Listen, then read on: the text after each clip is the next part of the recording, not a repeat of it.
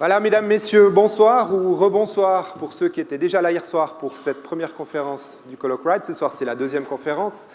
Bienvenue à tous. Comme chaque année, vous le savez, on a le grand plaisir, le privilège même, d'accueillir ici à Genève, à l'université, des présentateurs, des orateurs du monde entier sur une thématique qui est choisie par la Fondation Wright, des orateurs bien sûr exceptionnels.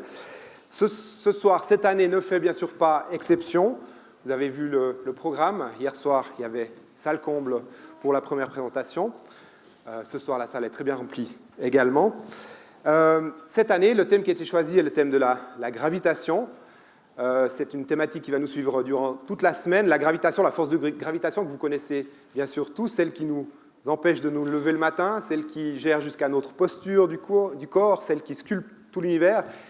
Mais celle aussi qui reste bien mystérieuse à maints égards. La preuve, il y a quelques semaines, une expérience en Chine a tenté à mesurer deux valeurs différentes de la fameuse constante de gravitation grand G, si vous vous souvenez de vos cours de physique de base. Donc ça montre à quel point il reste beaucoup de choses à découvrir autour de cette force de gravitation. Cette soirée, comme vous le savez, se déroule en deux étapes. Tout d'abord, la présentation par l'orateur de ce soir, qui durera à peu près 3/4 d'heure, 50 minutes. Elle se fera en anglais. Et ensuite, une discussion durant laquelle nous aurons le plaisir d'accueillir aussi deux autres orateurs de ce colloque Wright que je vous présenterai tout à l'heure. Une discussion qui, elle aussi, se fera en anglais, mais vous avez dû recevoir toutes et tous un casque de traduction simultanée à l'entrée pour l'écouter en français et aussi pour poser vos questions en français ou en anglais. Elles seront traduites aux orateurs qui seront sur scène avec moi tout à l'heure. Une petite consigne d'usage, vous la connaissez, de ne pas éteindre votre portable. Pourquoi je dis ça? Parce que je vous demande simplement de le mettre sur mode avion, parce que vous aurez l'opportunité aussi de poser des questions par Twitter à travers le hashtag que vous avez là, Colloque Wright. Et ces questions seront ensuite relayées sur la scène par une personne qui m'aidera durant la partie de questions-réponses. Ça nous sert aussi à toutes celles et tous ceux qui nous suivent en direct par Internet devant leur écran d'ordinateur. Donc à elles aussi, vous avez l'opportunité, à travers le hashtag, encore une fois, sur Twitter, de poser vos questions en français ou en anglais aux orateurs de ce soir. Voilà, sans plus attendre, pour entrer dans le vif du sujet, je passe tout d'abord la parole au président de la Fondation Wright, Thierry Courvoisier, pour quelques mots d'introduction.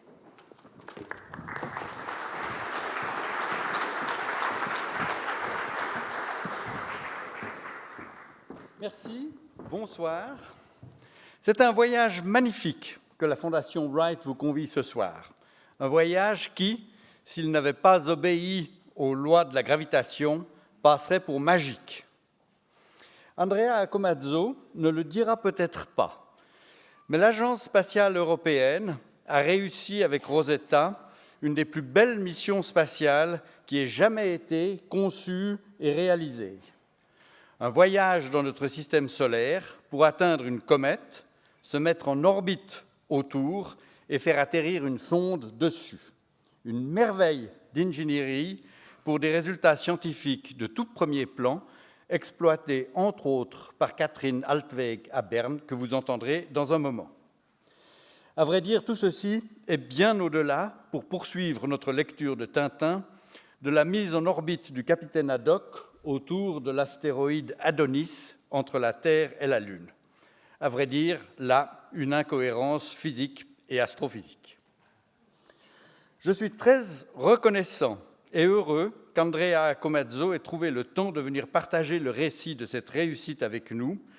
Il est en effet maintenant responsable des opérations de vol d'une autre mission interplanétaire lancée il y a quelques jours seulement, Bepi Colombo, du nom d'ailleurs de la personne qui a inventé cette technique qui consiste à faire une espèce de billard spatial pour aller se promener dans le système solaire avec un peu plus de facilité que simplement avec le carburant qu'on a emmagasiné dans son dos. Donc c'est lui qui porte ce nom Bepi Colombo, qui est à l'origine de la méthode utilisée par l'Agence spatiale européenne et les autres agences pour se promener vers des planètes ou des comètes, comme il nous le racontera. Anyway, il est responsable des opérations de vol de cette mission et malgré ça, il a trouvé le temps de venir passer avec nous une partie de la semaine et je lui en suis extrêmement reconnaissant.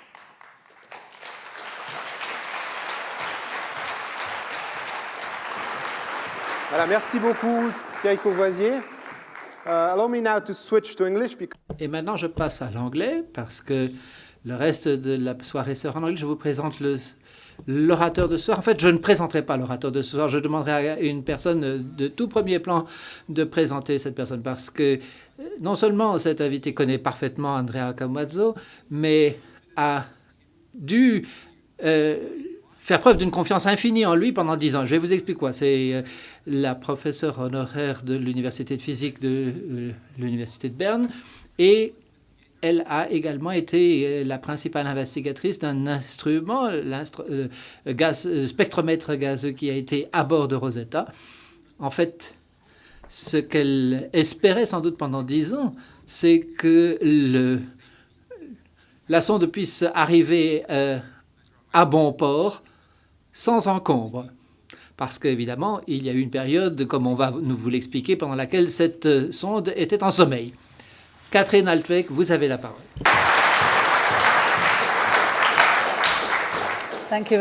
Merci beaucoup. Merci de m'avoir invité. C'est un très grand plaisir pour moi que de vous présenter Andrea Camazzo. Andrea et moi-même nous connaissons depuis très très longtemps. 1999, c'est la première fois que je l'ai rencontré à une réunion relative à Rosetta.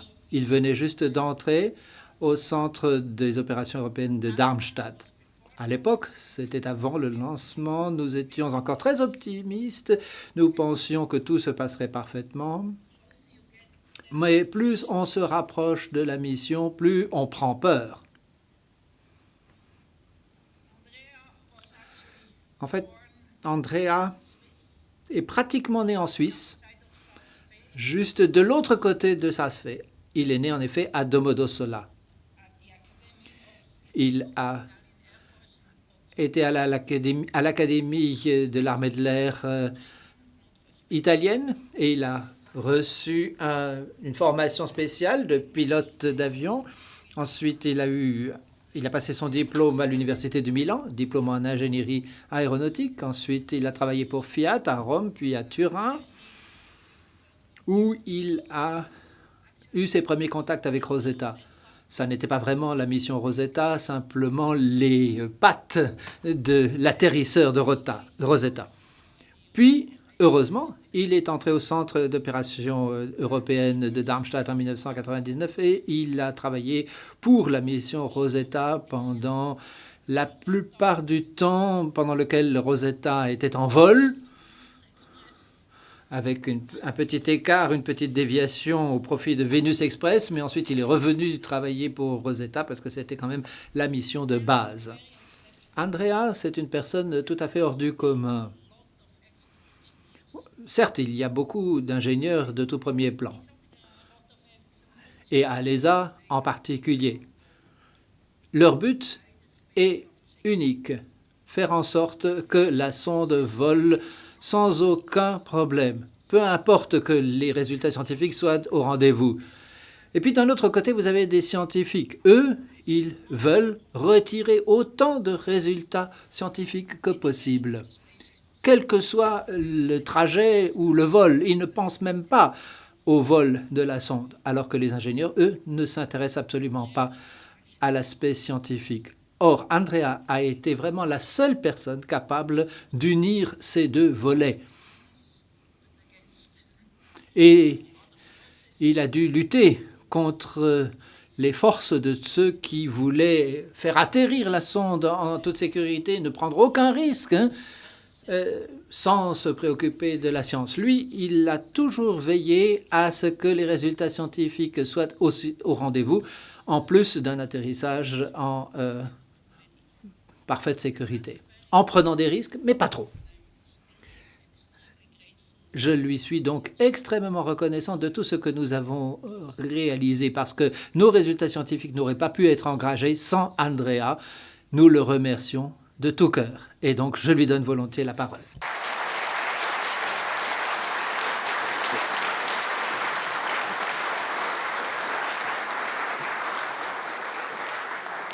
Well, first, thanks a lot. Tout d'abord, merci beaucoup Catherine. C'est très généreux de me décrire de cette manière, mais vous pouvez imaginer que il est impossible d'atteindre un objectif et de se lancer dans une entreprise telle que celle-là quand on est tout seul. Évidemment, derrière moi, et même en fait en train de me pousser, il y avait un très grand nombre de personnes. J'ai dû parfois prendre des décisions définitives, finales, mais impossible à prendre si on n'est pas à la tête d'une grande équipe. Ce dont je veux vous parler ce soir, c'est un petit peu du récit, de l'historique de toute cette mission, tout en évoquant la question de la gravité. Le titre de mon exposé, c'est la mission zéro gravité. On verra en effet qu'il n'y a pas de zéro gravité, mais il y a beaucoup plus de gravité que l'on ne croit dans la mission Rosetta. La mission Rosetta était une mission à destination d'une comète. Qu'est-ce que c'est qu'une comète, en fait? Il y a des milliards de comètes dans notre système solaire. Elles sont en dehors de ce que nous considérons comme notre système solaire. Pour nous, le système solaire, c'est simplement les planètes que nous connaissons, mais le système solaire va bien au-delà de cela. Il va jusqu'à l'espace interstellaire qui est entre notre système solaire et le prochain système solaire. Elle flotte en quelque sorte dans notre région, dans une région où la gravité est pratiquement absente. Pas absente au sens strict, mais il y a peu de mouvement. Au-delà de cette région, il y a des milliards de comètes. Certaines sont piégées à l'intérieur du système solaire, proches de notre planète. Et puis, il y a des comètes qui se rapprochent, qui entrent encore davantage dans le système solaire. Ce sont les comètes que nous pouvons atteindre. Et c'est celles que nous avons décidé d'atteindre. Pourquoi? Parce qu'elles sont atteignables. On ne peut pas atteindre celles qui sont beaucoup plus éloignées. Et puis, en plus, nos scientifiques nous disent ou pensent que les comètes sont au début de la formation du système solaire. En fait, la réalité, des scientifiques tels que Catherine et d'autres nous ont fait comprendre que ça n'était peut-être pas les résidus de l'origine du système solaire et qu'elles existaient déjà auparavant. Donc, mais de toute façon, les comètes ont contribué éventuellement à la formation du système solaire. Voilà le but scientifique de la mission. Nous allons voir ce que ces comètes nous apprennent. Qu'est-ce que Rosetta? Rosetta, c'est un aéronef que vous voyez à gauche, assez important, un peu comme un satellite de télécommunication, 3 mètres de hauteur, 2 mètres de large, avec des énormes panneaux solaires, pratiquement comme un avion, en quelque sorte, l'empennage d'un avion, parce qu'il s'agissait de voler très loin du Soleil. Le nom de Rosetta vient de la pierre de Rosette, parce que la pierre de Rosette nous a permis de comprendre des langues anciennes, quelque chose qui existait dans le passé. De la même manière que la mission Rosetta était là pour nous donner des indices permettant de comprendre comment le système solaire, qui est le nôtre, s'est formé. Lorsque l'on parle de vol dans l'espace, on joue avec la nature. Les personnes que vous voyez ici jouent avec la nature. Ils utilisent le vent comme force d'accélération pour naviguer. Eh bien, ils amènent ainsi leur bateau où ils le souhaitent. Lorsque vous faites du ski, moi aussi je fais volontiers du ski, on joue avec la gravité. Le ski, ça n'est rien d'autre que le fait de contrôler la force de gravité. Et je vous dirai un jour sur quoi cette personne fait du ski. Alors revenons à Rosetta. Rosetta est une mission qui a duré 10 ans. En fait, il a fallu 10 ans pour atteindre la comète. On va voir aujourd'hui pourquoi. La plupart des gens estiment que c'est à cause de la distance. Certes, c'est un facteur, mais il y a beaucoup d'autres facteurs en jeu. Le lancement de la mission a été approuvé en 1983. Elle a même été conçue en 1975. Donc, nous avons volé pendant 10 ans dans le système solaire simplement pour atteindre l'orbite de la comète. C'est ce que nous voulions faire. Nous voulions aller plus que cela. Nous voulions aller au rendez-vous avec une comète, voler avec une comète et finir par atterrir dessus. La gravité jouait à cet égard un rôle extrêmement important dans ce vol comme dans n'importe quel vol spatial. Nous avons donc fait ce que l'on appelle le rapprochement planétaire pour arriver à l'orbite de la comète elle-même. Ce rapprochement planétaire, c'est aussi appelé parfois l'accélération gravitationnelle. On voit que c'est un petit peu, ça induit un peu en erreur. Je vous expliquerai pourquoi. En 2014, pour finir, après avoir passé de nombreuses années dans le système solaire, nous avons enfin atteint notre comète. Au cours de la plupart de l'orbite que vous voyez ici en bas à gauche de ce diagramme, nous avons dû éteindre la sonde parce que les panneaux solaires n'étaient plus suffisants pour produire toute l'énergie dont nous avions besoin. Donc pendant 3 ans, la sonde a été en sommeil. Nous n'avons eu aucun contact avec elle. Elle a volé toute seule dans l'espace. Beaucoup de personnes me disent « Mais comment est-ce que vous saviez où elle allait se retrouver ?» Eh bien, c'est la loi de la gravité, bien sûr. Nous savions parfaitement où Rosetta allait ressortir le 20 janvier 2014. Et nous avons trouvé effectivement cet aéronef prêt à sortir d'hibernation. Comment avons-nous pu faire tout cela ? Voilà une projection sur un plan de la trajectoire de Rosetta dans le système solaire. On voit ici les hachurés en jaune. C'est simplement le point jaune, au centre de ce diagramme, c'est le Soleil. En vert, c'est l'orbite de la comète. Le but était de passer de l'orbite de la Terre à notre orbite en accumulant l'énergie. La comète a une orbite à une vitesse de 30 km par seconde, à cette distance de 150 millions de kilomètres, donc unité astronomique. La périhélie de la comète, la partie la plus proche du Soleil, évolue à peu près 30 km par seconde, 156 millions de kilomètres du Soleil. Ce sont des niveaux d'énergie tout à fait différents. Donc, ce qu'il faut faire, c'est évidemment donner à notre aéronef exactement le même niveau d'énergie et à la bonne position et au bon moment pour pouvoir atteindre et correspondre à l'orbite de la comète. Nous avons donc construit les 2 lanceurs de fusées les plus puissants qui existent et qui ont coûté des centaines de millions. Et ce sont ces lanceurs qui nous ont donné cette orbite. Ça a été un petit peu décevant d'une certaine manière, parce qu'en fait, on voulait atteindre l'orbite verte et on a simplement atteint l'orbite rose ici. Mais Ariane 5 a fait un travail formidable. Elle nous a permis de nous extraire du champ de gravité de la Terre. La Terre est une planète massive et avec cette gravité, elle ne permet pas de s'échapper de ce champ de gravité. Donc nous avions besoin d'Ariane 5 simplement pour sortir de ce champ de gravité et pouvoir voler à peu près sur la même orbite que la Terre autour du Soleil. Ensuite, nous avons commencé à jouer avec la gravité en utilisant une autre chose que je vous expliquerai plus tard. Donc, nous avons quitté la Terre à 1 an après le lancement. Une unité astronomique du Soleil parce que nous revenions autour du Soleil régulièrement. Après, à peu près à 34 km par seconde. Vous voyez que nous dépassions déjà la vitesse de la comète et que nous étions beaucoup plus proches du Soleil. La comète avait beaucoup plus d'énergie donc que nous, et nous ne l'avions pas. Parce que si je laisse tomber 2 objets, un de cette hauteur et l'autre de celle-ci, leur écrasement est évidemment différent parce que le niveau d'énergie au moment du choc est différent. Ensuite, nous avons fait autre chose. Nous avons accéléré l'aéronef en accroissant la taille de l'orbite. Voici l'orbite de Mars autour du Soleil. Et nous avons fait ce que vous voyez ici à l'écran. Nous avons volé à proximité de Mars en 2007 et nous avons réduit la taille de l'orbite de Rosetta.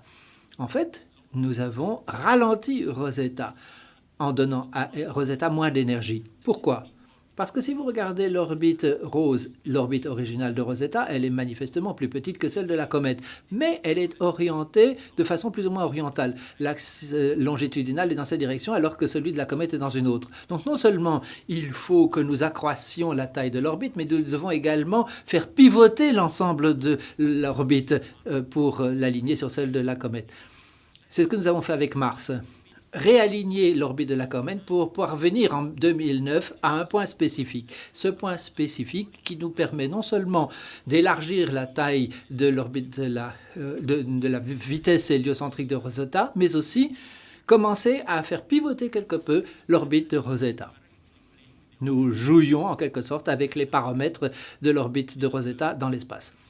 Nous avons ensuite fait un 3e frôlement de la Terre et nous avons réussi finalement à nous aligner un petit peu sur l'orbite de la comète, tout en restant un petit peu plus petit. Il n'était pas possible de faire davantage parce que d'un côté, nous étions liés par la Terre. Notre orbite était revenait toujours vers la Terre. Donc il fallait accroître l'énergie nécessaire à l'aide de fusées qui étaient embarquées sur l'aéronef, mais en utilisant cette fois-ci l'énergie chimique stockée dans des réservoirs.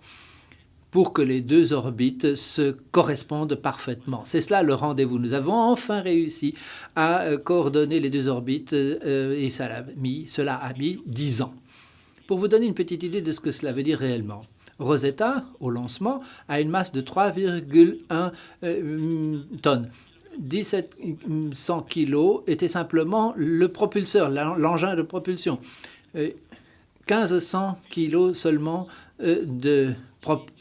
d'engin propulseur pour faire simplement modifier l'orbite. Tout le reste de l'énergie venait de la planète elle-même. Si l'on calcule l'énergie requise pour amener Rosetta à cette orbite à partir de la Terre uniquement avec des agents de propulsion, nous aurions eu une masse de 70 à 100 tonnes à déplacer, mais ça aurait été évidemment impossible de l'amener jusqu'à une comète. Sans ce système, il n'aurait donc pas été possible de lancer cet aéronef pour cette mission. Comment cela fonctionne exactement? Bien, si vous regardez la loi de la gravité, vous rencontrez ce système qui ressemble un peu à une balle de tennis que vous lancez à un train qui est en train de rouler vers vous. La balle de tennis revient vers vous avec une énergie bien plus importante que celle que vous avez lancée initialement. Mais il y a un contact. Or, dans l'espace, il n'y a pas de contact, il n'y a pas de collision pour pouvoir transférer l'énergie. Vous ne voulez évidemment pas qu'il y ait de collision avec Mars ou avec une autre planète. Comment faire dans ce cas-là? Imaginez que vous ayez une planète en bois et que vous mettiez une boule de métal au-dessus, que vous preniez un aimant, que vous le mettiez en dessous de cette planète en bois. Vous tracez ou vous tirez cet aimant le long de la superficie de cette boule de bois et vous vous arrêtez tout d'un coup, et bien l'énergie qui a été accumulée propulse la boule de métal plus loin. La gravité n'est pas ce qui donne l'énergie. L'énergie, c'est ce qui vient de la planète elle-même qui tourne autour du Soleil. L'énergie n'est qu'un moyen que l'on utilise pour transférer, la gravité plutôt n'est qu'un moyen que l'on utilise pour transférer l'énergie vers notre aéronef. C'est ce que nous avons utilisé pour transférer l'énergie de la planète à l'aéronef lui-même. Nous ralentissons l'orbite de la planète et nous accélérons ainsi l'aéronef, tout en changeant son orbite. Même s'il y a une différence de masse entre la Terre et le Rosetta, ça entraîne une modification importante de l'énergie accumulée par Rosetta et une petite modification de la vitesse. Notre voyage autour du Soleil est un petit peu plus lent autour du Soleil depuis que nous avons lancé Rosetta. On ne peut pas le mesurer, mais enfin, c'est probablement ce qui s'est passé. Donc, on appelle cela l'assistance gravitationnelle. Ça n'est pas en fait la gravité qui agit. La gravité, c'est dans un champ conservateur. Si je suis Rosetta et que je viens vers la Terre et que ça accélère, tout le monde me dit « Ah ben oui, évidemment, ça s'accélère. » Mais quand ça s'éloigne de moi, c'est l'inverse. L'énergie cinétique est reprise par la gravité. Donc, ça n'est pas véritablement ce qui compte. Ce qui compte, c'est le mouvement de la planète, le vol de la planète autour du Soleil. Cela dit, je vais vous donner maintenant quelques petites cartes postales de ce vol de 10 ans autour du système solaire. Ce sont des cartes postales du premier frôlement de la Terre, formidable d'ailleurs, parce que c'était la toute première fois que l'on le réalisait en 2005. Ensuite, le frôlement de Mars, une superbe photo de Mars ici. Ça n'est que quelques années plus tard que nous avons réussi à comprendre que c'était un selfie. En fait, on ne l'appelait pas selfie à l'époque. C'est une photo qui a été prise à des milliers de kilomètres de la surface de Mars et vous voyez le panneau solaire de Rosetta qui se détache. Ça, c'est le deuxième frôlement de la Terre, une photo de nuit. Désolé, il faut que je vous tourne le dos. Ce que vous voyez ici, c'est le Nil. Ici, c'est l'Espagne. Ici, c'est l'Italie. Ici, c'est le Royaume-Uni. Malheureusement, je ne peux pas voir la Suisse et l'Allemagne. Sans doute y avait-il des nuages, désolé. Puisqu'on vole dans le système solaire et que les comètes sont des objets primordiaux, tout comme les astéroïdes, et puisque l'on traverse à 2 reprises la ceinture d'astéroïdes, on en a profité pour étudier cette ceinture. C'est la première fois que l'on frôlait des astéroïdes, les astéroïdes Stein. Ce sont des petits corps assez petits, de 5 km de diamètre seulement, que nous avons pu approcher. à une distance de 800 km. C'est le point le plus proche que nous ayons pu, dont nous ayons pu nous rapprocher. Ensuite, nous avons fait le dernier frôlement de la Terre. Et pour ceux qui étaient ici hier, quelqu'un a dit parfois qu'il faut regarder les formules que nous avons développées en physique et y réfléchir sur le plan général et philosophique. Faisons de même ici avec la Terre. Regardons ce qu'elle veut dire pour nous et à quel point elle compte pour nous. Nous avons volé à proximité d'un astéroïde appelé Lutetia, beaucoup plus massif d'ailleurs, à une distance de 300 km. Nous avons commencé à utiliser certaines des techniques que nous avons ensuite utilisées sur la comète. Avec notre caméra, nous avons pu suivre cet astéroïde, évidemment. Lorsque vous vous rapprochez de l'astéroïde, on reste en espace et on suit un petit peu l'astéroïde. Mais il faut encore se rendre compte que la trajectoire de Rosetta a également joué un rôle. La masse et la gravité de l'astéroïde perturbaient en même temps la trajectoire de Rosetta. Nous avons pu en inférer la masse de l'astéroïde et ainsi la densité aussi de l'astéroïde. Ce sont des données que nos scientifiques recherchaient depuis longtemps. Et nous allons évidemment réutiliser ces systèmes plus tard sur la comète. Ensuite, en 2011, nous avons dû faire hiberner la sonde pendant 3 ans jusqu'en 2014. Et beaucoup de personnes estiment qu'en fait, ça a pris 3 ans. Pour moi, personnellement, ces 3 années de 2011 à 2014, en fait, ont été les années les plus difficiles de toute ma carrière parce que il fallait que l'on se prépare à quelque chose à quoi personne n'était prêt. Voler sur une comète. C'est ce qui s'est passé en 2014. C'est là que nous avons réveillé notre aéronef. Nous pensions que notre astéroïde se retrouverait ici et nous avons donc commencé à regarder, à scruter le ciel. Voilà notre comète et voici donc notre objectif qui arrivait enfin sur la carte du ciel. Tout d'abord, nous savions parfaitement où était la comète. Bien sûr, nous connaissions son orbite avec une incertitude de quelques milliers de kilomètres. Si vous voulez atterrir sur une comète, il faut que cette incertitude disparaisse pleinement. Donc la seule chance que nous avions, c'était de procéder à une navigation optique. Vous vous souvenez que notre orbite était un petit peu plus petite que celle de la comète. Certains pensaient que si nous arrivions sur la comète, il y aurait des manœuvres de freinage importantes à réaliser. Non, en fait, nous étions sur une orbite plus petite, donc nous étions en avant de la comète. La comète venait derrière nous. Et elle était plus rapide que Rosetta. Donc, avec notre système, nous n'associons d'accélérer notre aéronef pour rattraper la comète. Ça semble très difficile, mais ça ne l'est pas aussi difficile qu'on pourrait le penser. Imaginez que vous êtes en train de rouler, vous savez qu'il y a quelqu'un qui arrive derrière vous, vous voulez arriver en parallèle avec cette voiture, eh bien vous la regardez dans votre rétroviseur, vous estimez un petit peu la vitesse relative des deux véhicules, vous appuyez un peu ou vous freinez sur l'accélérateur le cas échéant, et puis l'autre voiture vous rejoint peu à peu. C'est exactement ce que nous avons fait avec la comète. On regardait où était la comète, comment elle se déplaçait, on estimait la vitesse respective des deux corps, et puis on accélérait ou on freinait le cas échéant, jusqu'à ce que l'on arrive au moment où les deux corps se retrouvent exactement à la vitesse, au même endroit, donc sur la même orbite, pour pouvoir arriver à notre rendez-vous. Voilà donc les dernières journées avant d'arriver à ce rendez-vous. Donc voler pendant 10 ans dans l'espace avec des planètes si immenses, on connaît bien les lois de la gravité et du vol spatial. C'est un petit peu comme se retrouver sur une autoroute allemande. C'est le genre de sensation. Vous connaissez le revêtement, vous connaissez les règles, il n'y a pas de problème. Vous savez que vous allez arriver à destination. Mais quand vous arrivez sur zone, c'est un petit peu comme rentrer dans une ville italienne. C'est-à-dire que c'est un monde inconnu. On dit qu'il n'y a pas de gravité. On va voir qu'il y a de la gravité autour de la comète. Mais c'est un monde totalement inconnu. On ne savait rien. On n'avait pas de système de navigation. Il n'y a pas de panneau indicateur. C'est un petit peu comme se promener en Italie. Il faut se préparer pour ce genre d'expérience. C'est ce que nous avons fait pendant ces années d'hibernation. Donc, pour comprendre l'environnement, il fallait caractériser cet environnement dans lequel nous volions. Il fallait caractériser la comète, le vol spatial. Nous avons créé cette orbite très bizarre que vous voyez ici. Voilà ce que nous avons fait sur Rosetta. C'était quelque chose que nous avions conçu il y a bien des années avant. En vol spatial, quand vous voulez mettre un objet en orbite autour d'un autre objet, vous devez connaître un paramètre fondamental, à savoir la masse du corps central, à savoir la masse de la comète. Il fallait mesurer la masse masse de la comète. Sinon, nous ne pourrions pas savoir à quelle vitesse il fallait mettre Rosetta en orbite autour de la comète. Donc voilà ce que nous avons fait pendant toutes ces années. Je peux vous dire tout de suite que la comète est aussi grande que le Mont Blanc, 5 km, c'est de la glace et des rochers, pas vraiment des rochers, on va les appeler comme ça néanmoins.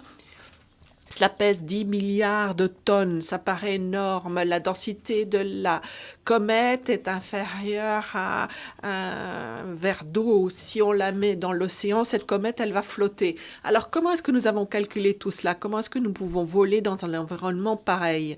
Alors, ça devient un petit peu plus technique, mais puisqu'on m'a demandé de parler de la gravité, eh bien, parlons de la gravité. Sur ce graphique, à gauche, vous avez l'accélération mesurée en G. Pour ceux qui connaissent moins ce terme, imaginez, c'est une force. Techniquement parlant, c'est pas tout à fait juste, mais enfin, un G, c'est la force qui nous attire vers la surface de la Terre.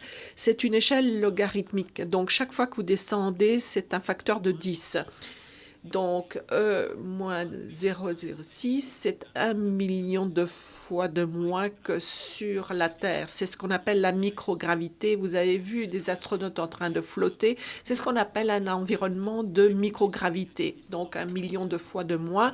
Ce n'est pas vraiment, techniquement parlant, le cas. Ils ne sont pas soumis à une accélération constante, mais c'est l'accélération en principe qu'ils ressentent 1 million de fois de moins que sur la Terre. C'est la raison pour laquelle ils flottent. Donc, Rosetta se trouve sur la droite. Vous voyez la distance de notre engin spatial par rapport au noyau de la comète. Et voici donc notre plan. La ligne verte, c'est la distance projetée. Vous avez vu les orbites à partir du noyau. Donc, on est passé de milliers de kilomètres en début août. On devait se trouver à une centaine de kilomètres, ensuite 50 kilomètres, et petit à petit, on se rapproche. L'autre courbe que vous voyez à l'écran, c'est ce qu'on appelle le tiers. Le troisième corps, le Soleil, Rosetta et la comète. Alors la différence, c'est la différence d'accélération subie par Rosetta par rapport au Soleil. Donc la différence entre ces deux valeurs, c'est ce troisième corps. Et vous voyez, ça c'est l'accélération qui entraîne les mouvements relatifs des deux corps. Un petit peu comme si les deux corps n'interagissaient pas les uns avec les autres. Mais la comète était là, la masse de la comète était là. Alors comment mesurer cette masse? Eh bien, on se retrouve avec notre graphique. Partons d'autres principes. Donc, ce n'est pas simplement le Soleil qui interagit avec Rosetta, avec la comète, c'est la comète qui interagit avec Rosetta. Plus on se rapproche, plus on ressentait qu'il y avait quelque chose de plus que le Soleil qui attirait Rosetta. Et on a pu mesurer l'accélération centrale de la comète. Avec ce paramètre, fin juillet, début août 2014, on était à une centaine de kilomètres de la comète. On a commencé à voir l'engin spatial se déplacer différemment, comme si la comète n'était pas là. Donc, grâce à cette accélération, en la mesurant, nous avons pu mesurer la masse de la comète, 10 milliards de tonnes. Mais regardez les valeurs, on est bien en dessous de la microgravité à ce moment-là. Donc, nous sommes en train de mesurer des choses qui, en fait, sont dans une nanogravité. Donc, ça, c'est la gravité qui entoure la comète. La ligne bleue, c'est à ce moment-là où nous avons mesuré la masse de la comète, on a pu projeter le niveau de gravité que nous allions ressentir à la surface de la comète 10 à la puissance -5. Donc, le lave-linge qu'on a mis sur l'engin spatial, la masse était de 100 kg. À la surface de la comète, elle ne pesait plus qu'1 gramme si on voulait mesurer le poids à ce moment-là. Donc, voilà ce que nous avons projeté comme étant l'évolution des forces gravitationnelles ou l'accélération qui aidait Rosetta à voler autour de la comète. Donc, on parle de quelque chose qui est en dessous, ce qui est subi par les astronautes dans une station spatiale. Vous avez vu la comète. C'est un objet extrêmement bizarre. C'est très poreux, un petit peu comme une pierre ponce, couverte de glace. Et quand elle est réchauffée, la glace se dissout et ça crée des gaz qui sortent de la comète et ça donne une espèce de vent. Donc on se retrouve avec quelque chose qui ressemble à cela, avec ce vent, avec ces énormes panneaux scolaires de la Rosetta. Cela crée une accélération et cela repousse Rosetta.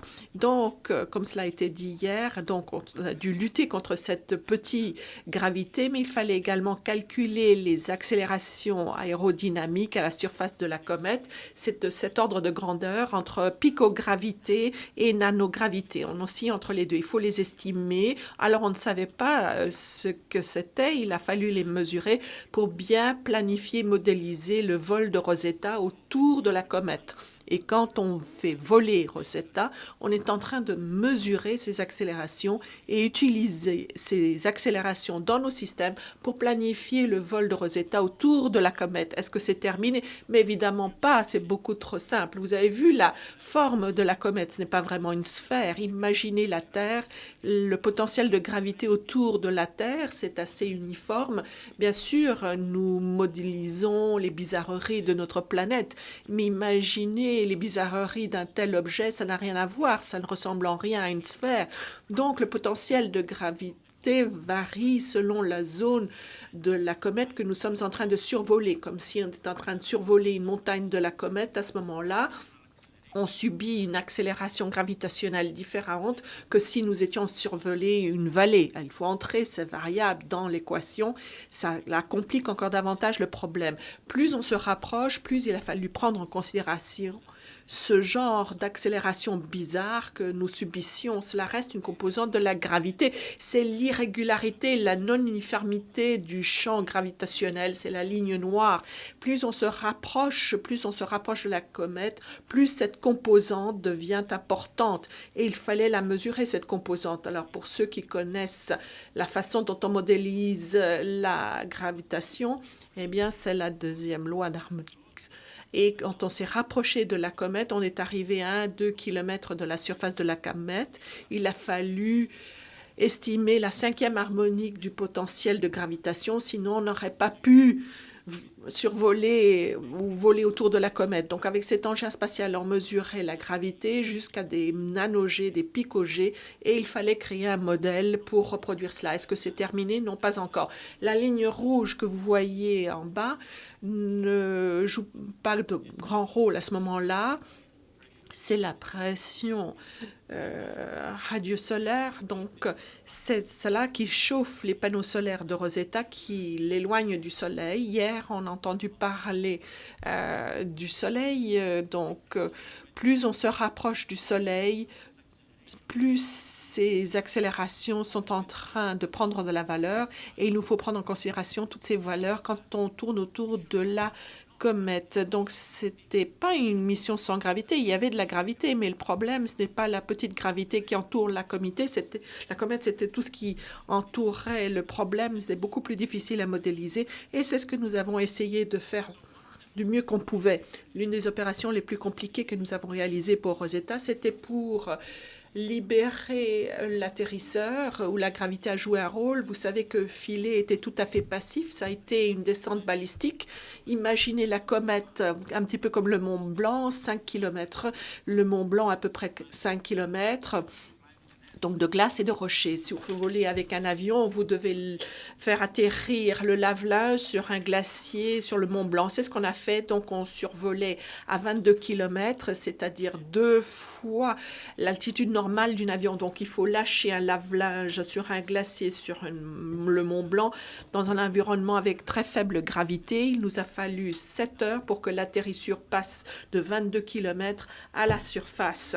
Et on a accéléré la descente parce que seule la composante de la gravité qui contribue à cette descente, on est passé, donc l'accélération de l'atterrisseur de 0 à 26 cm par seconde, donc 30 km par seconde, et là on est à 26 cm par seconde.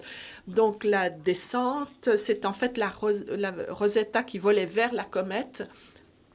On a fermé l'atterrisseur et on lui a donné une toute petite surface pour atterrir. Ce qui était compliqué avec Rosetta, donc tout ce qu'on vous a expliqué, il nous a fait mesurer des composantes extrêmement petites de l'accélération. Et pour les collègues qui font des expériences en physique fondamentale, ils ne trouvent pas ces mesures compliquées ou trop petites, ils ont l'habitude, mais il y a une dimension de Rosetta qu'on a tendance à sous-estimer, c'est-à-dire que nous n'avions pas d'instrument. L'instrument, c'était l'engin spatial, et notre engin spatial volait dans ces conditions. Imaginez la Terre sous forme de balle de tennis, avec ce ratio, avec ces dimensions. La Lune ressemble à un pois chiche. Donc, la comète est un peu plus petite, donc ça ressemble à une toute petite tranche, une coupe d'un cheveu humain. Si vous faites une coupe de votre cheveu humain, c'est cela la taille. Donc, on est à 380 000 km, donc on est à 1,5 mm. Donc, vous reprenez votre balle de tennis, votre pois chiche, et il me faut poser la comète qui est à 500 millions de kilomètres, c'est-à-dire 2 km. Imaginez que la comète se trouve là. Donc, voilà où se trouvait la comète. Mais ce que nous avons fait, nous avons contrôlé cette balle de tennis dans cette salle. On a fait atterrir une molécule d'hémoglobine sur la comète. Et dans un laboratoire, ça a été vraiment la chose la plus compliquée de notre mission. Je vous laisse regarder les images. Voici l'atterrissage. Donc, vous voyez la surface. Donc, l'animation est en temps réel. Si vous étiez un astronaute à bord de Philae, vous verriez l'effet de la gravité de la comète de Philae, donc en descendant vers la surface de la même façon que vous voyez à l'écran maintenant. C'est comme ça que ça serait passé.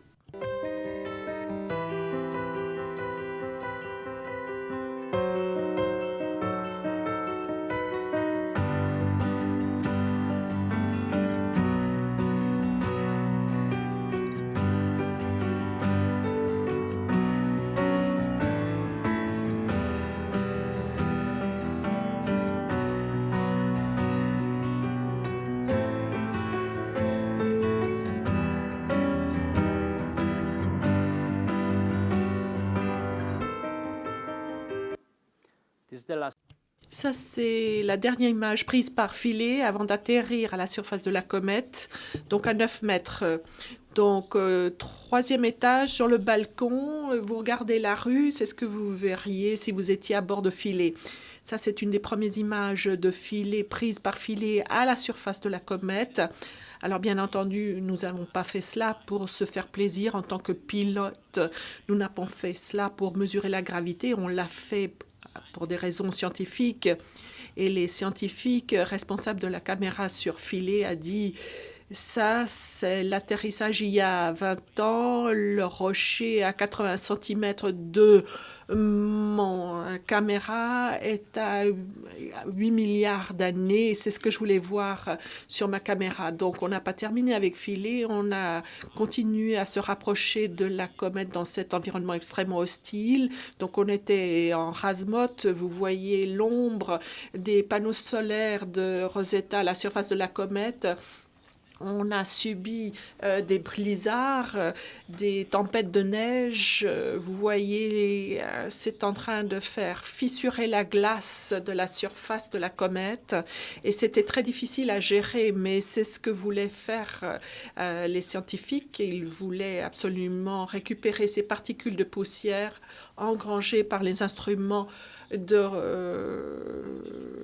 l'engin. On a vu des rochers en vol, d'autres effets de la gravité que nous avons pu constater quand on est arrivé en 2014. L'un des scientifiques m'a dit « J'attends le jour où cela va s'effondrer ». Ça s'est effondré en 2016. On est arrivé sur zone, on a pris cette image, on a vu l'effondrement. Donc ça, c'était l'effet de la gravité. Et voici une animation de ce glissement de terrain à la surface de la comète. Donc il y a de la gravité sur la comète. On le voit, c'est tout petit.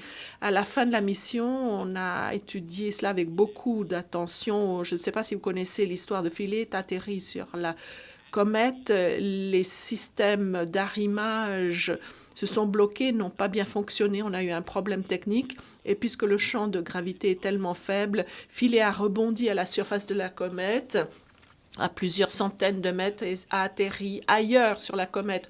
On a pu récupérer les données de Philae parce que nous avions un contacteur radio, mais on n'a jamais pu revoir Philae à la surface de la comète que 2 ans après son atterrissage, où nous avons pu prendre ce cliché. Et vous voyez notre atterrisseur Philae ici. Donc voilà ce que nous faisons depuis quelques années. Voici la dernière image prise par Rosetta avant d'atterrir à la surface de la comète. Donc on a fait atterrir l'engin spatial à la fin de la mission parce qu'on ne pouvait pas davantage le faire fonctionner. Donc on a recueilli des milliers de données pour nos scientifiques. J'espère qu'ils vont pouvoir les exploiter, ces données, comme ils le souhaitaient. Nous avons dû voler dans un environnement extrêmement hostile. On a beaucoup appris sur les environnements à faible gravité. C'était pas simplement important pour Rosetta. Si vous réfléchissez à ce qui se passe dans l'espace, on parle de défense planétaire avec des objets qui frôlent la Terre et leurs orbites sont en train d'intercepter l'orbite de la Terre un jour. Un astéroïde va frapper la Terre, ça s'est passé déjà et ça va se passer de nouveau à l'avenir. Si on se prépare bien, si on comprend mieux ces petits corps et si on arrive à apprendre à voler à côté d'eux, à ce moment-là, on pourra peut-être défendre notre planète si précieuse vis-à-vis de ces corps. Et l'expérience de Rosetta voler dans un environnement à faible gravité, dans ce genre d'environnement hostile, va nous être très utile également dans le domaine de la défense planétaire. Merci beaucoup. Et le monsieur en train de skier à la surface de la comète, en fait, c'est un effet Photoshop. On a simplement mis des traces de ski dans la neige. Ça a été monté grâce à Photoshop. Merci de votre attention. Thank you. Thank you.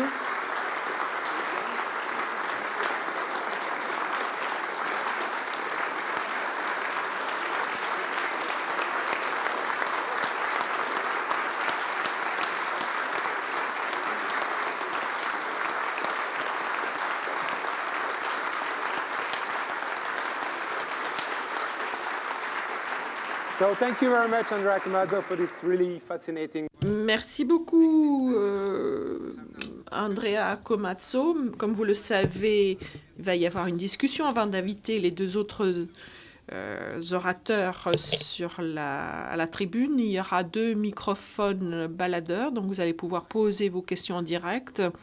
Et pour ceux dans la salle qui sont trop timides ou qui ont pris froid et ont un chat dans la gorge, vous pouvez poser vos questions via Twitter, et cela vaut aussi pour tous ceux qui nous suivent sur la toile. Vous pouvez également poser des questions par Twitter et toutes ces questions seront répétées à la tribune par Thierry Courvoisier qui va m'aider avec toutes ces questions. Alors, j'ai grand plaisir d'inviter 2 autres orateurs de ce colloque, Wright, Claudia Deram et Thibaut Damour.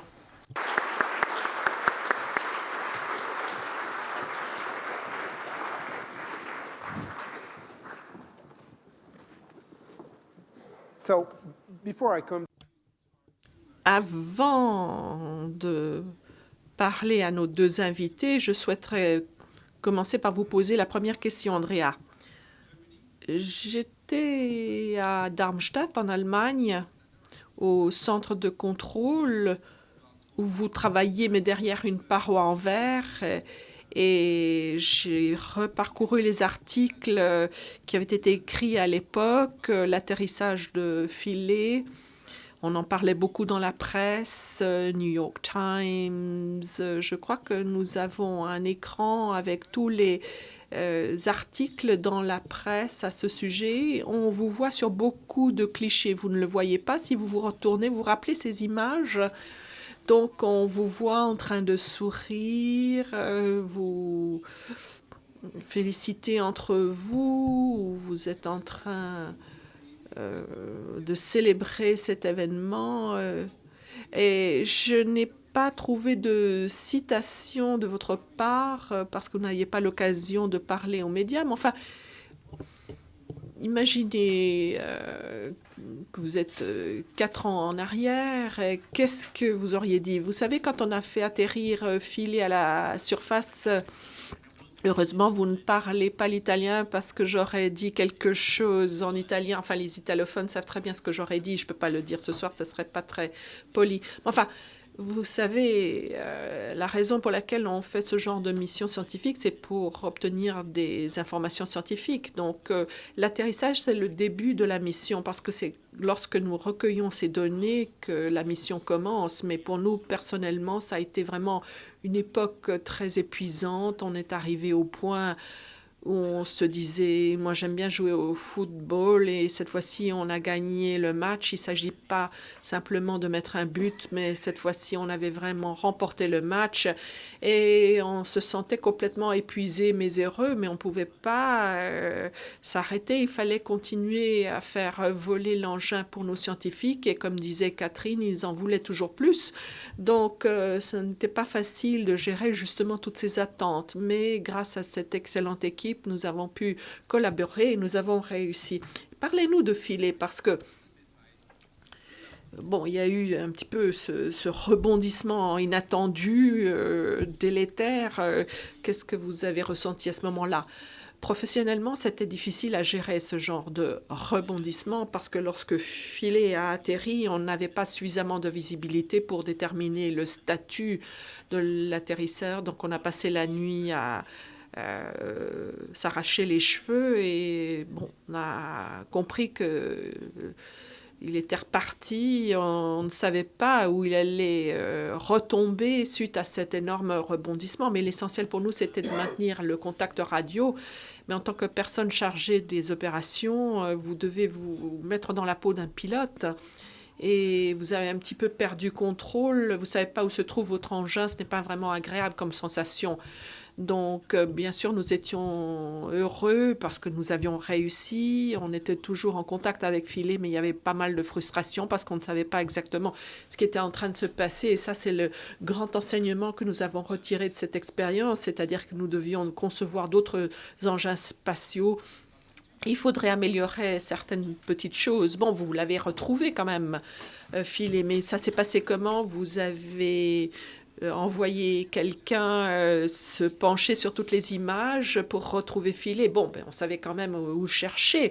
Le problème, c'est qu'avec la comète qui se rapprochait du Soleil, les activités devenaient de plus en plus fréquentes et on devait s'éloigner à 100 km de la comète parce que ce n'était plus possible de voler dans son environnement et à cette distance-là, c'était très difficile de voir quoi que ce soit et c'était beaucoup plus compliqué que prévu parce que la surface de la comète était très compliquée. Philae est arrivé ce qu'on appelle en hiver. Quand il s'est rapproché de la comète, c'était plutôt sombre, donc on était un petit peu dans le noir. On savait plus ou moins où ça se trouvait parce que le Philae avait des radios à bord et avec une triangulation. Quand on recevait un signal de Rosetta, on faisait de la triangulation, un petit peu le contraire de ce qu'on fait avec le GPS. Avec ces ondes radio, on a pu cerner un petit peu la zone où se trouvait peut-être Philae. Ensuite, on a étudié toutes les images. Et que s'est-il passé quand vous l'avez trouvé? Ben, c'était en mai 2016. On s'est dit, oui, on a l'impression que c'est Philae, mais on ne pouvait pas se rapprocher assez près pour voir ce qu'il en était. Et puis, un lundi, on m'a donné cette nouvelle. Et puis, l'image est extraordinaire. On pouvait tout revoir. Les jambes, les pieds. C'était formidable. Donc, c'était vraiment le dernier cadeau avant la fin de la mission.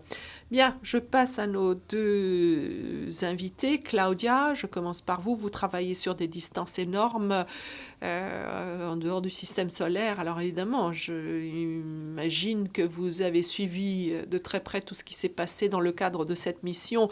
Quel est votre point de vue en tant que théoricienne, en tant que physicienne? Alors c'est impressionnant la façon dont nous comprenons la gravité et on crée des modèles de modification de gravité. On voit à quel point on comprend cette gravité. Quand on voit ces corrections, c'est quand même extraordinaire, c'est très satisfaisant, c'est de la théorie, et moi je travaille sur les aspects théoriques, donc j'ai l'habitude de parler chiffres, 10 à la puissance moins 20, et quand il faut les utiliser, ces chiffres, et faire quelque chose de concret, de tangible avec ces chiffres, c'est toujours incroyable que cela marche et que ça se passe aussi précisément que prévu. Toutes les corrections qu'il fallait prendre en considération étaient prises en considération exactement comme ça devait être fait. Et c'est quand même extraordinaire de voir que nous comprenons bien le domaine. C'est époustouflant. Alors la même chose, même question, Thibaut Damour. Alors pour tous ceux qui n'étaient pas là hier, vous êtes spécialisé dans la théorie de la relativité générale d'Einstein, des trous noirs, des ondes gravitationnelles. Est-ce que vous voyez des liens entre ce que vous faites vous et ce que fait Andrea au quotidien? Alors comment est-ce que vous pouvez utiliser son expérience? Alors, je dois dire, je suis théoricien, mais j'ai eu beaucoup de contacts avec ceux qui sont chargés des observations d'objets en dehors du système solaire, comme les pulsars binaires, mais j'ai également participé à des missions spatiales. Donc, j'ai quand même intégré ce plaisir de connaître la beauté de toutes ces missions et d'avoir tellement de gens qui participent à cet effort pour faire de ces missions une réalité. J'admire le travail fait par tous les scientifiques, les ingénieurs qui nous ont donné des données extraordinaires, des résultats extraordinaires. La science repose sur les idées et sur les données recueillies lors d'expériences. Donc, ça fait partie de ma philosophie sur la science et je me rappelle l'époque où Philly avait rebondi. Donc, j'étais très inquiet parce que je me suis dit, ouais, je savais que ça avait été une réussite, mais en même temps, ça nous a très perturbé ce rebondissement. Alors, le lien qui vous unit tous les trois, je n'en ai pas vraiment parlé, mais c'est peut-être la quête de nos origines d'une autre façon quand on parle des origines de l'univers.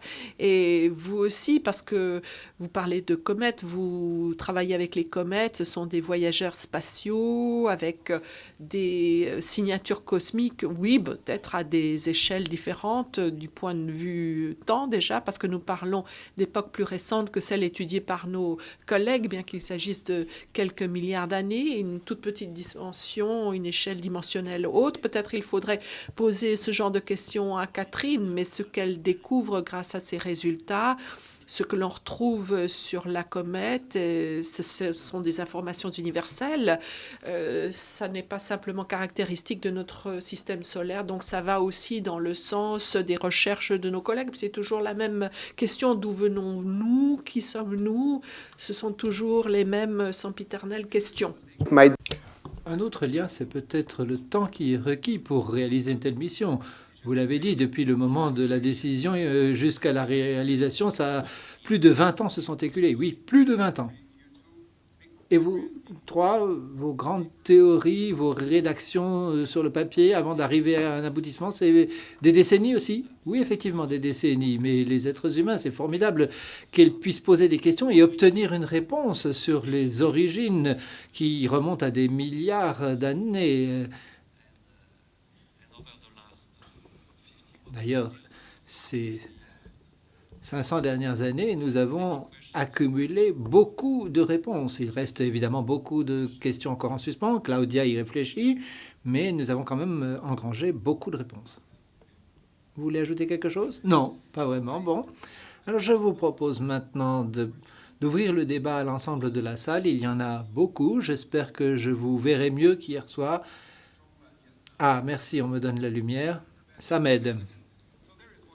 Voilà une question ici, si on vous amène un micro. Le micro arrive. Là encore, je le rappelle, toutes celles et tous ceux d'entre vous qui suivez sur Twitter pouvez également poser des questions.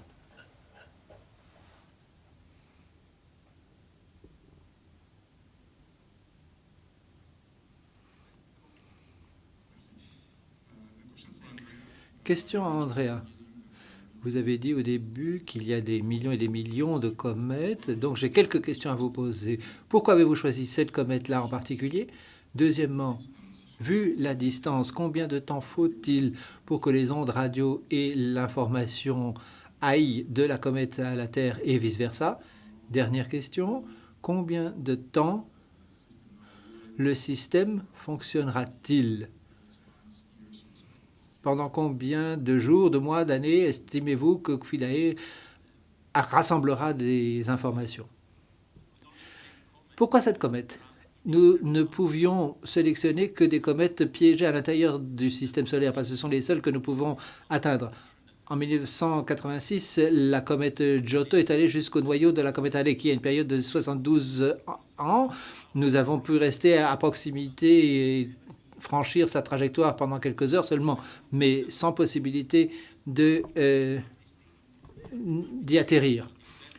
Ensuite, nous avons choisi donc une comète appartenant à la famille de comètes qui entrent dans le système solaire, parce qu'il y a des catégories de comètes particulières. Nous ne voulions pas aller dans une comète qui était inactive, parce qu'en ce moment-là, on ne voit plus le matériau qui en sort. On ne voulait pas non plus des comètes actives mais trop éloignées dont nous n'aurions pas pu nous rapprocher. Puis d'autres aspects ont joué un rôle. Il fallait aussi que le lanceur soit prêt, que la propulsion soit préparée, que la fusée soit active. Et Rosetta, en fait, devait être lancé en 2003 pour se rendre sur une autre comète. Et puis, il y a eu un problème. Ariane 5 a été cloué au sol et n'a pas pu lancer la sonde. Parce que dans l'intervalle, n'oubliez pas que les planètes, mais aussi les comètes, ont continué leur trajectoire et se sont déplacées. Quant aux ondes radio, eh bien, ça dépend de la distance. Le jour où on est arrivé sur la surface avec Philae, la durée de transmission était de l'ordre de 30 minutes. Donc 30 minutes pour aller jusque chez nous et 30 minutes pour revenir. En 2014, Philae s'est retrouvé sur la surface de la comète avec la capacité de ses propres batteries. Il y a une possibilité de se lancer dans une mission solaire bonus en quelque sorte. Mais malheureusement, ça n'a pas pu fonctionner. Ça n'est que sur cette région de la comète où la sonde a fini par se retrouver. Philae a été rallumée par le Soleil, s'est réveillée et a commencé à retransmettre des données. Certains éléments ont été endommagés néanmoins et nous n'avons pas jamais eu la possibilité de contrôler et de commander Philae. Nous avons reçu quelques informations scientifiques et d'ingénierie qui sont toujours valables pour les scientifiques, mais nous n'avons jamais été en mesure de commander Philae. Donc Philae est morte en fait depuis 2015. Reparlons de ces rayons cosmiques évoqués par Thierry. Comment est-ce que vous les imaginez? Est-ce que vous prenez une comète comme cible, vous appuyez sur une touche sur votre ordinateur et vous obtenez une trajectoire? Comment est-ce que vous connaissez la manière de circuler en quelque sorte? Est-ce que c'est l'ordinateur qui vous aide? Ou comment est-ce que vous trouvez la trajectoire ou les trajectoires multiples pour atteindre une comète? Évidemment, les ordinateurs nous aident énormément, comme dans tout emploi de nos jours. Il n'y a plus d'êtres humains qui font des calculs à la main. Ce que l'on appelle l'analyse de mission, c'est le processus par lequel nous définissons la trajectoire de cette mission. Et normalement, on commence par le point final, c'est-à-dire on travaille à rebours. En l'occurrence, on connaissait l'orbite de la comète, plus ou moins. On a commencé à calculer à rebours l'énergie qui était nécessaire pour y parvenir. Comment atteindre ce niveau d'énergie? Et peut-être éventuellement faire un frôlement de la Terre. Et donc, on a travaillé à rebours jusqu'au moment où on se demandait si c'était encore faisable, s'il était possible de lancer un engin spatial de cette masse-là. Nous venons de lancer Colombo, le processus est exactement le même. On pourrait arriver à sur Mercure, à une saison particulière de Mercure, avec une mission particulière. Donc, il y a des créneaux horaires très limités qui sont à notre disposition, à l'aide de diverses techniques. Et c'est évidemment là où les ordinateurs nous aident. Ils analysent et ils optimisent les divers éléments de la trajectoire. Mais c'est un artisan, en quelque sorte, qui assemble les diverses trajectoires. Mais l'ordinateur est très intelligent et il trouve des dizaines de solutions, sans doute. Comment est-ce que vous choisissez la bonne? Et il n'y en a pas des dizaines dans le cas de Rosetta, il y en avait quelques-unes, mais pas beaucoup. Et ensuite, on regarde aussi la durée de la mission. d'autres paramètres, d'autres contraintes, par exemple une longue éclipse que les batteries ne surmonteraient pas, ou bien il faut faire des manœuvres, des phases critiques, des conditions particulières, tenir compte de conditions particulières. Vue de la Terre, par exemple, si on se retrouve derrière le Soleil, ça n'est pas une bonne idée parce qu'à ce moment-là, on va perdre le signal pendant plusieurs semaines. Voilà le genre de contraintes qui nous permettent d'éliminer certaines trajectoires. Il y en a certaines qui sont moins bonnes, moins idéales que d'autres. Revenons aux questions dans la salle. Il y en a ici, une ici, à l'avant de la salle.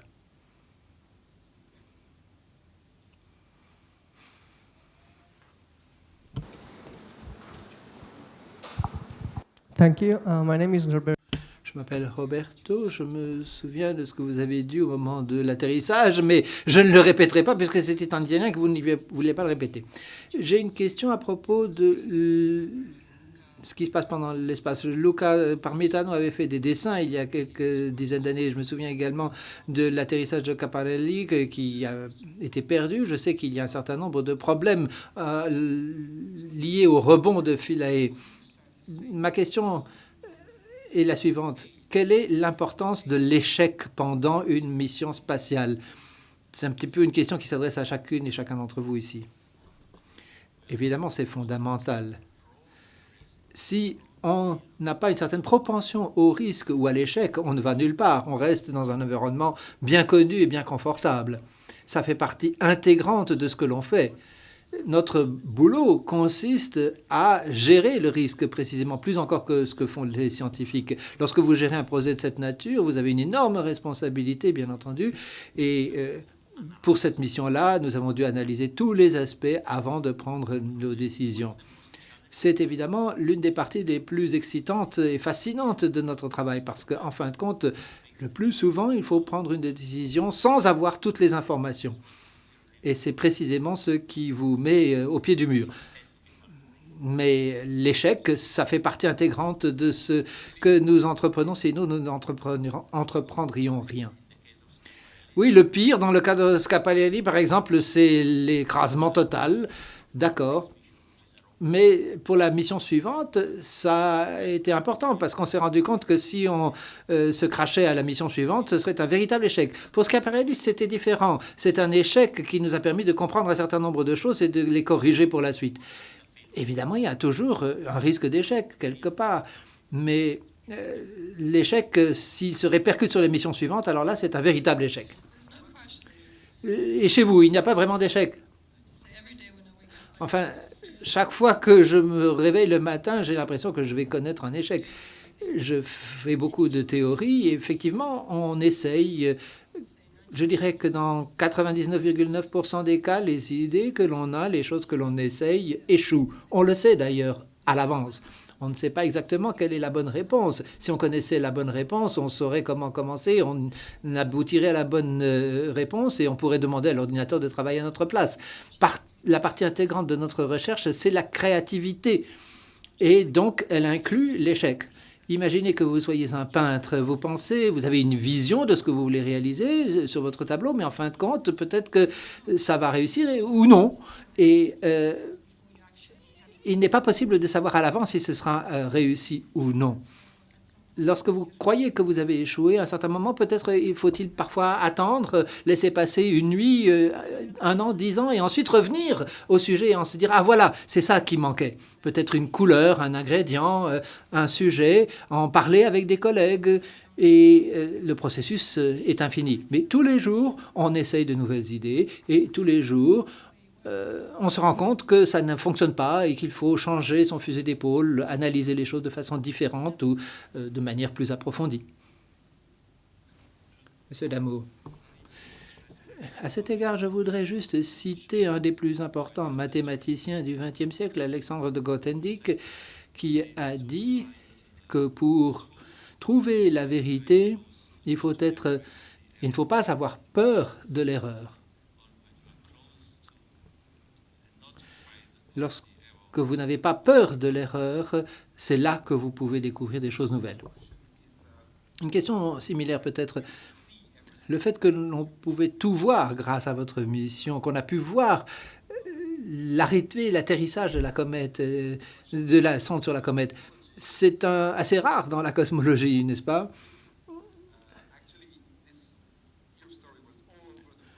En fait, votre mission a été couverte par la presse du monde entier. Et récemment, on a également parlé des trous noirs qui sont au centre de la galaxie, mais on n'en a pas énormément parlé dans les médias.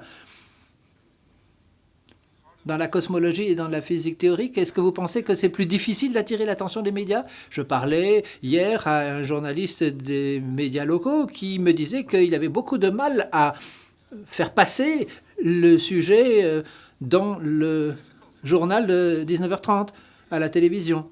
C'est très difficile de faire un récit autour des trous noirs. Comment cela se fait-il? Est-ce que c'est parce qu'on n'a pas d'image? Vous avez raison, peut-être. C'est un peu préoccupant. Pour tout ce qui est un petit peu trop abstrait,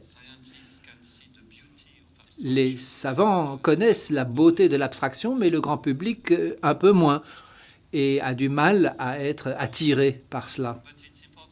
Néanmoins, c'est important pour toute la science.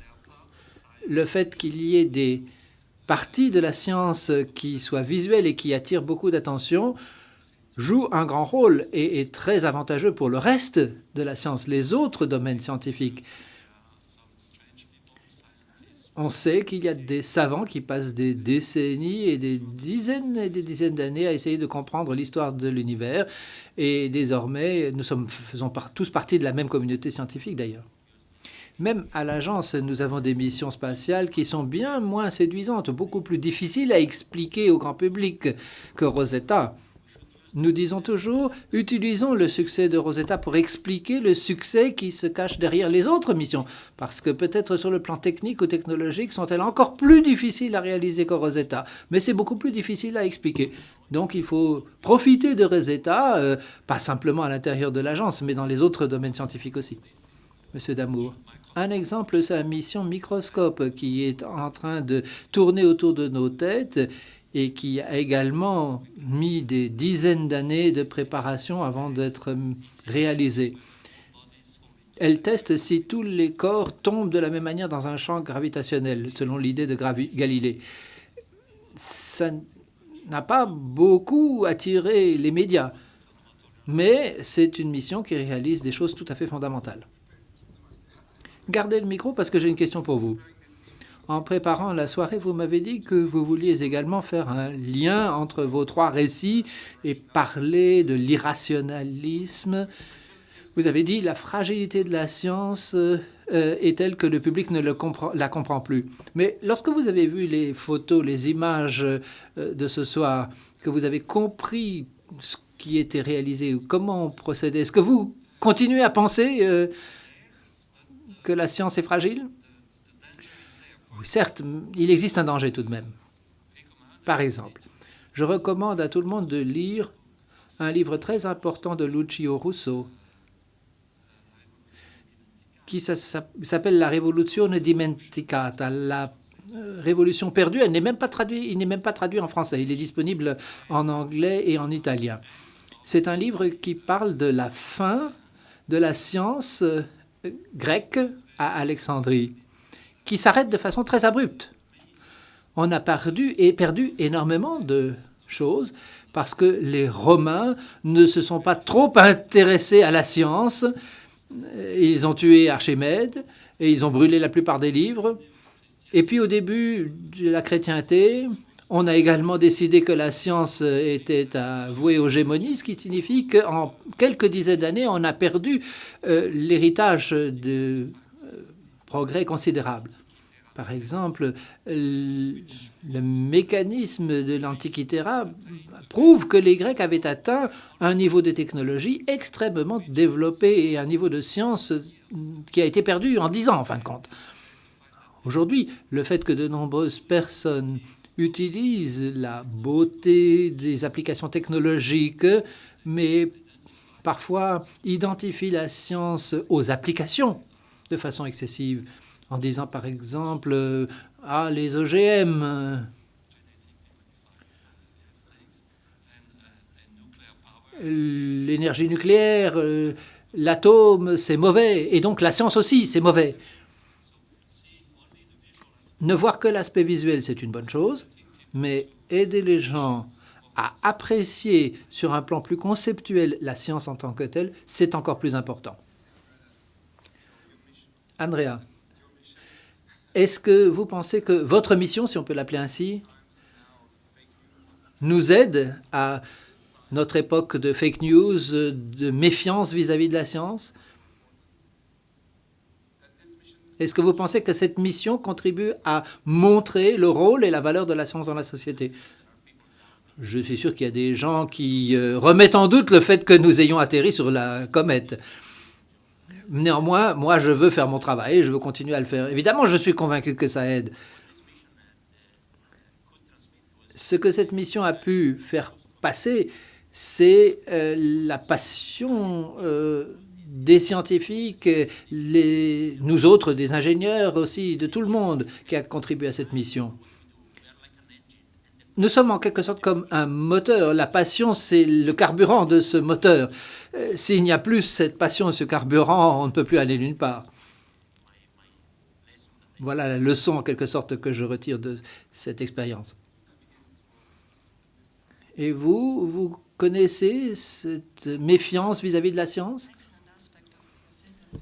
Un excellent aspect de Rosetta, c'est l'enthousiasme que l'on peut déclencher. C'est aussi le fait que ça ne va pas avoir d'incidence pour demain, mais que l'on peut apprécier la beauté et la compréhension, le fait que l'on accroît nos connaissances. Ça, c'est très important. C'est quelque chose qu'il faut conserver, pas parce qu'il va y avoir une application qui va en découler ou que l'on va s'en servir demain. C'est vrai, c'est parfois très abstrait en ce qui nous concerne notre travail. Si l'on s'occupe de trous noirs dans la galaxie, c'est un aspect scientifique un petit peu plus abstrait. Mais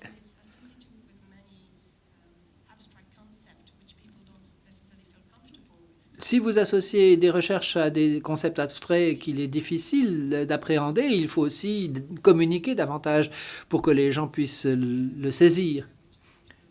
Il y a des ponts qui nous amènent, mais il faut peut-être encore faire plus dans cette direction. Monsieur Damo, vous voulez réagir? Non, pas pour l'instant. Dernière question. En 2014, vous avez été cité un des 10 meilleurs scientifiques par le célèbre magazine Nature. Je ne veux pas trop insister là-dessus, mais peut-être le fait même qu'il existe des stars, des vedettes dans la science, comme dans la musique ou dans la littérature, c'est peut-être un peu important, non? Vous pensez que la science manque de grands noms? Oui, je crois que c'est vrai. Moi, je me suis senti tout à fait gratifié d'être nommé parmi les meilleurs scientifiques, mais un peu gêné à l'égard de tous mes autres collègues qui ont fait exactement le même travail que moi et qui n'ont pas été nommés dans cet article. Mais c'est vrai, la science a besoin de davantage de grands noms. Il faudrait beaucoup insister dans cette direction, communiquer correctement et faire en sorte que les scientifiques soient plus proches du public afin qu'ils puissent dialoguer davantage. C'est vraiment la clé pour l'avenir. Vous voulez ajouter quelque chose? Oui. Une personne que nous avons perdue récemment, qui a joué un très grand rôle à cet égard, c'était Stephen Hawking. Parce que Stephen était à la fois un savant de très haut niveau qui a découvert des choses extrêmement importantes et que personne ne conteste, mais en même temps quelqu'un qui pendant des dizaines d'années a joué un rôle. Il a un petit peu joué aussi avec son état de santé, mais il a permis ainsi de communiquer au grand public la beauté de la physique. Alors, dialoguons, continuons à dialoguer. Il y a encore des questions dans la salle. Une ici, puis une question sur Twitter. D'abord ici et après je vais chez toi. Yes. Thank you. I would like to ask. Je souhaiterais poser une question sur la comète. Il y a quand même un paradoxe par rapport à ce que vous avez dit. C'est une question fort simple. D'un côté, la comète a plusieurs milliards d'années, mais par ailleurs, elle est en train de perdre de l'eau, de la glace, de la masse. Alors, comment est-ce que je comprends la chose? Est-ce qu'elle est en train d'accumuler de la masse d'autre part ou elle est plus petite? Non, elle devient de plus en plus petite. Plus elle se rapproche du Soleil, plus elle perd de la masse. Ça va prendre un certain temps avant d'être épuisée. La masse qui est éliminée par la comète, c'est ce que les scientifiques peuvent analyser, comme Catherine analyse ce qui est émis par la comète, les gaz, donc toute la matière qui est émise par cette comète. Et aussi ce qu'elle fait, elle est érodée. Bon, c'est pas vraiment de l'érosion, mais enfin, ça nous permet de voir quelle est la matière pure de la comète pour l'enveloppe extérieure. Cette comète qui est dans le système solaire, qui est traitée par le Soleil, il y a des processus qui subliment, qui resubliment, et ce sont de la matière de traitement. Mais avec ces grandes fissures, on arrive à voir quelle est la matière d'origine de la comète.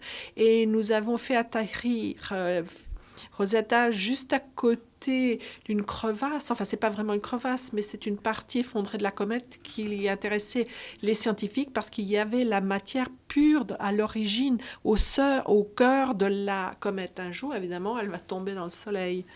C'est vrai. Bon, des questions sur Twitter.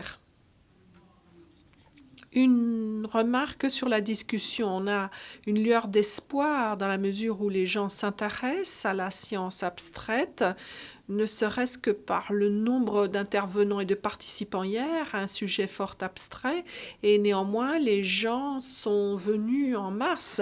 Donc il faut faire attention de ne pas essayer de trop vendre la science en leur présentant de belles images. Je pense que le public est plus averti que cela. Bien sûr, il faut travailler le sujet, mais je crois que l'intérêt est manifeste. Alors, l'enthousiasme doit être réduit par cette question posée sur Twitter. Le coût de tout cela, ça coûte combien tout cela? La mission est financée par l'Agence spatiale européenne, 1 milliard d'euros, grosso modo, sur 20 ans, on va le dire comme ça, 20 pays participants, plus 400 millions d'euros pour les systèmes qui sont également financés par les pays membres. J'adore le football, on paye 200 millions pour un joueur de foot et on va pas être prêt à payer 1 milliard pour Rosetta, il y a quelque chose qui ne va pas. Ben, c'est intéressant ce chiffre d'1 milliard parce qu'en fait c'est du travail, vous payez le travail. Une année homme, ça coûte quoi? 100 000 à peu près? D'accord? Donc, ça signifie que pour réaliser une mission comme cela, on en a besoin de 10 000 hommes année. Donc, soit vous utilisez 5 personnes qui travaillent depuis l'avènement de Jésus-Christ, ou alors vous avez 10 000 personnes pendant 10 ans et on a appris à le faire. C'est quand même assez intéressant la façon dont la société se construit, se développe, toujours avec ce chiffre d'1 milliard, si on le prend comme cela, mais on peut le comparer également au café. Enfin bref, imaginez en termes d'organisation sociétale, je pense que c'est quand même très utile. Encore des questions dans la salle? Allez-y, monsieur rangé du milieu.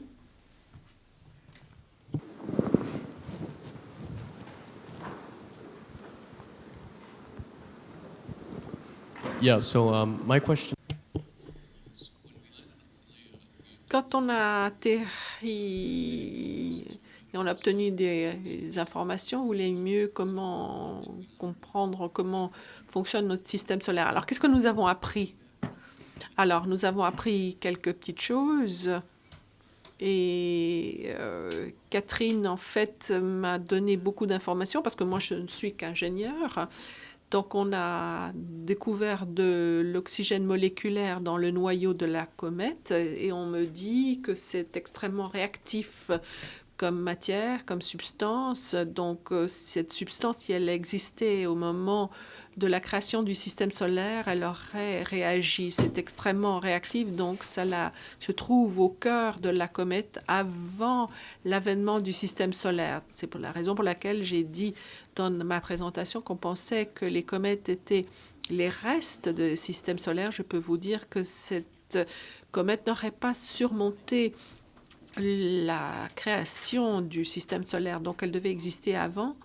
Donc, ils ont trouvé des acides aminés fondamentaux. Ce sont les éléments modulaires des protéines qui sont les modules de la vie. Donc, si elles se trouvent dans le noyau de la comète avec de l'oxygène et que ces deux composantes se retrouvent dans le noyau de la comète avant la formation du système solaire, cela veut dire que cela n'est pas le propre de notre système solaire. À ce moment, les éléments modulaires de la vie sont universels et nous apprenons quelque chose au sujet de notre univers, à savoir que la vie ou une étincelle de vie existait avant en raison de ces résultats.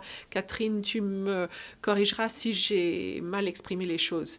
Catherine, est-ce que vous souhaitez intervenir? Vous pouvez peut-être résumer en 2 minutes ce que vous avez découvert tout au long de ces années. Eh bien, nous avons découvert autre chose. Alors, l'eau sur la Terre, d'où vient-elle? Parce que l'air était très chaud. À l'origine, il n'y avait pas d'eau.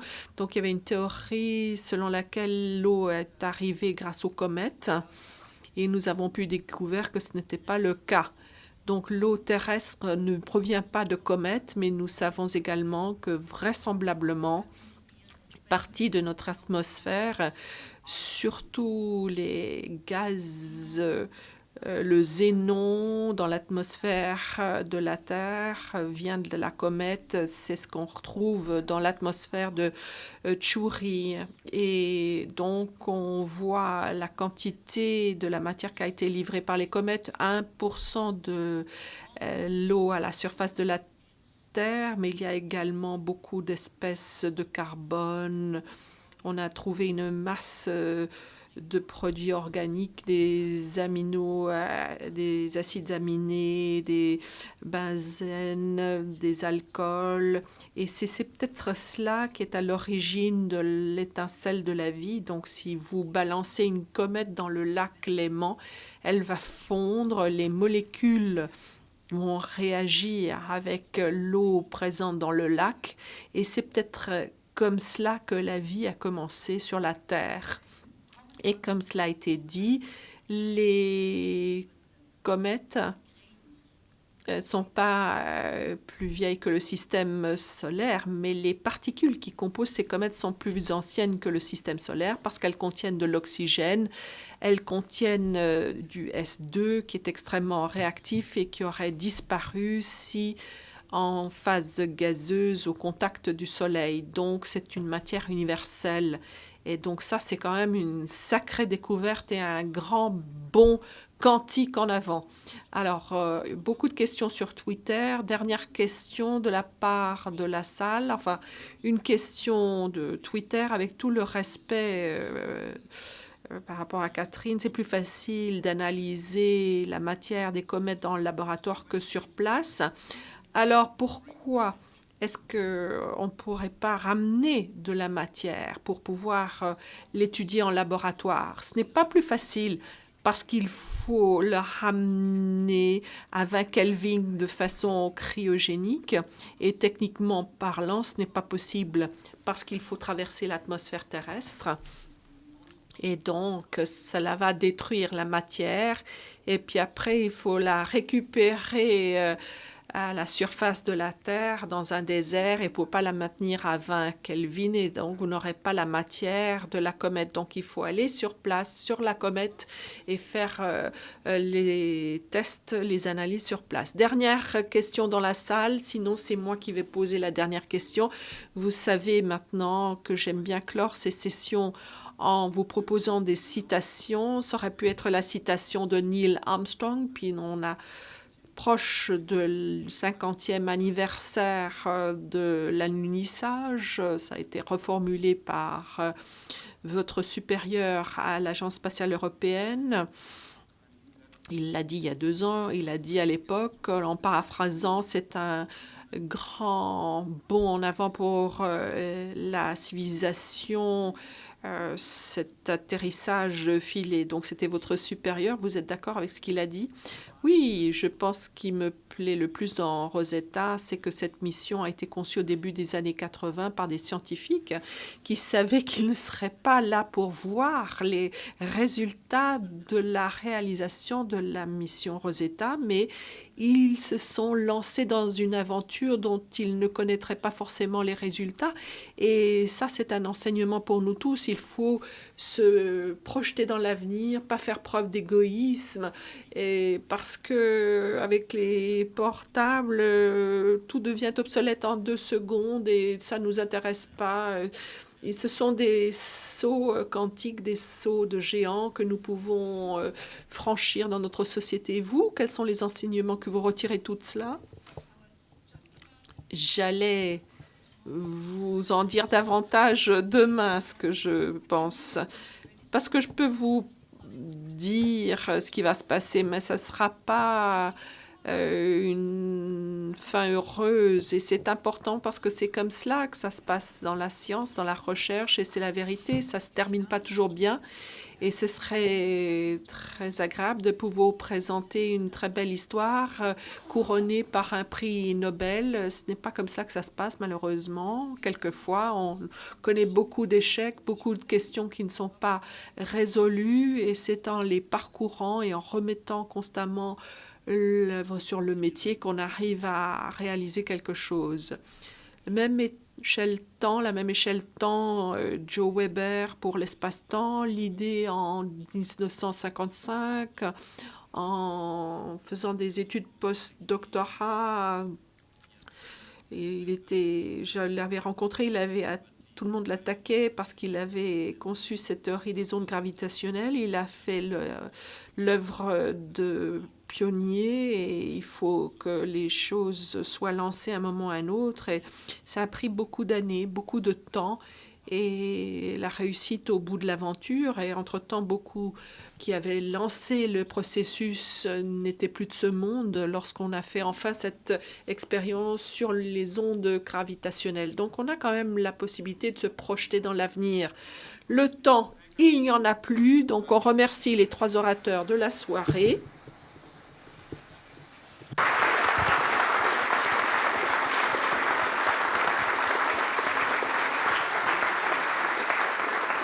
Voilà, permettez-moi de conclure en français, simplement en remerciant toutes les personnes qui ont contribué à organiser cette soirée, tout le colloque, il y a la Fondation Wright, l'Université de Genève, Thierry Courvoisier et ses équipes. Il me reste plusieurs choses à vous dire. D'abord, de venir, bien sûr, en vous invitant aux autres conférences de cette semaine, à commencer par celle de demain de Claudia Derham, demain soir, même heure, même endroit. Et pour ceux qui ne l'auraient pas encore vu, d'aller au Parc des Bastions, il y a un fantastique spectacle dont on devrait voir quelques images maintenant. Tous les soirs jusqu'au 21 novembre, 18h, 19h, 20h, ça dure 20 minutes. Le bâtiment principal du parc est habillé par un spectacle son et lumière. Allez le voir, il paraît que c'est fantastique. Merci à vous et à bientôt. Bonne soirée.